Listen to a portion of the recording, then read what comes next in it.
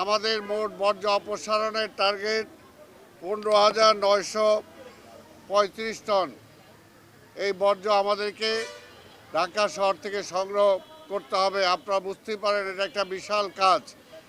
এই কাজে নিয়োজিত আছে আমাদের প্রায় 13,453 জন আমাদের কর্মী নিয়োজিত আছে এবং তারা সব জায়গা থেকে ময়লা আবর্জনা সংগ্রহ করছে।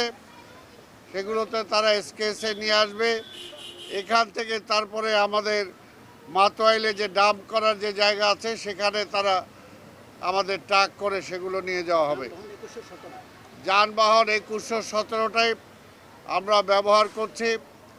আশা করি যেটা আমাদের সাফিসিয়েন্ট হবে।